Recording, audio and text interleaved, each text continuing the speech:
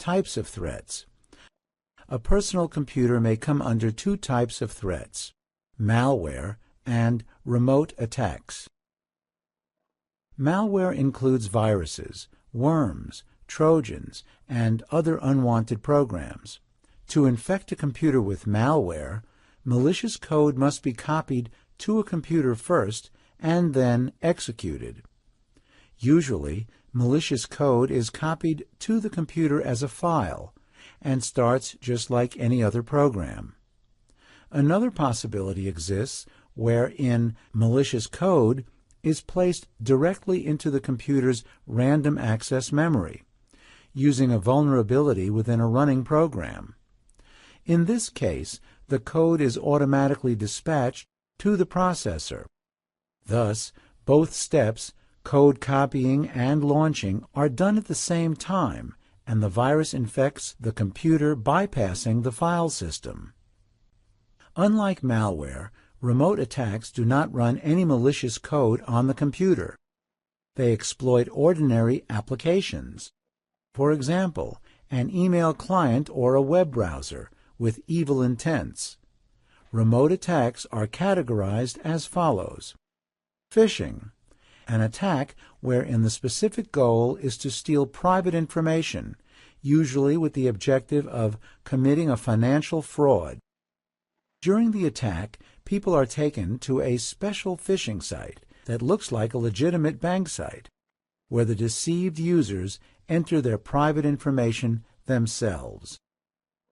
Denial of service attacks, overloading network services or applications with a large number of fabricated requests, aiming to prevent the service from functioning efficiently or stop it completely. Hacker attacks, using vulnerabilities in security settings, for example, weak passwords, enabling the hacker to take full control of the machine or operating system. Unsolicited advertisement, sending unsolicited bulk advertising messages, spam, by email or via instant messengers, ICQ, MSN, Jabber, etc. Probable harm. Most malware has explicitly hostile properties. Computers can cease to function normally. Unsolicited actions are executed on behalf of the user. Information is stolen or deleted, etc. There are a wide variety of actions and unlimited possibilities for malware to exploit a computer that does not have adequate protection. Some malware may not contain any specific malicious function, yet it consumes system resources.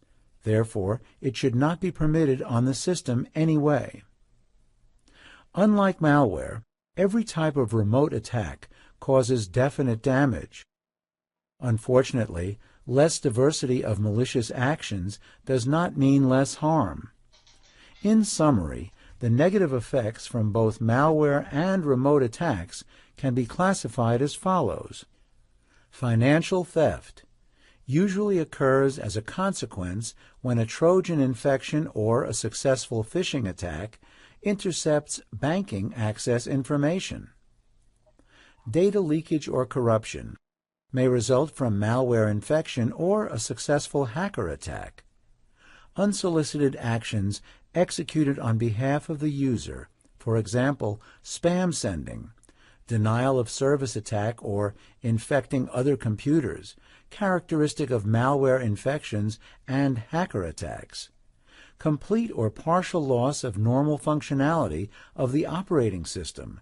Such consequences are characteristic of infections caused by viruses and network worms, and also of denial of service attacks. System performance degradation also results from malware infection or denial of service attacks.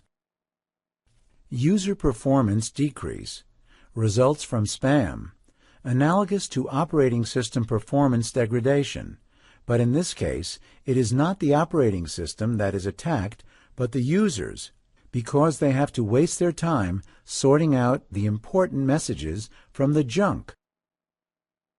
Spam composes about 85% of all the email in the world at the moment. Protection tools. It should be noted that the initial source of threats for personal computer users are other network users. To be precise, cybercriminals, while malware and fraud schemes are just their tools. Legal actions can be taken to prosecute these cybercriminals, whereas antivirus provides protection from harmful actions of network users at the computer technology level. There are several ways to repel malware. Data channel protection. It has been mentioned earlier that malicious code must be copied to a computer to infect it. Protection of data transfer channels blocks malware while it attempts to copy into the user's computer. Channels that should be protected are Internet, email, instant messengers, local network, removable media. File system protection. Scanning all files that are created, changed, copied, or started on the user's computer is one of the most reliable ways to prevent infection.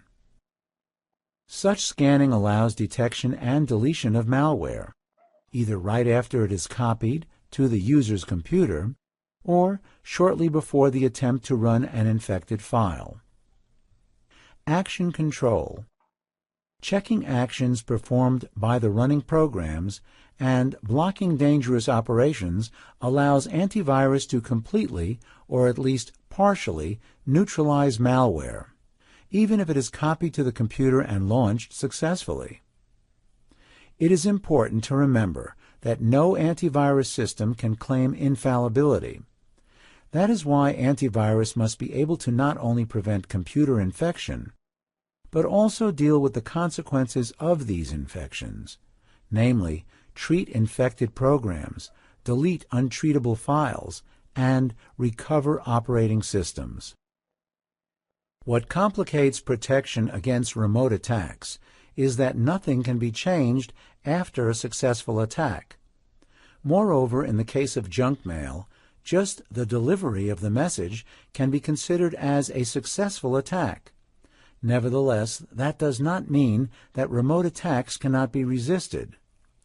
Data channel protection can block phishing sites, filter spam messages, and combat certain types of denial-of-service attacks. Fixing vulnerabilities and unsecure settings of the operating system and network applications permits successful prevention of hacker attacks.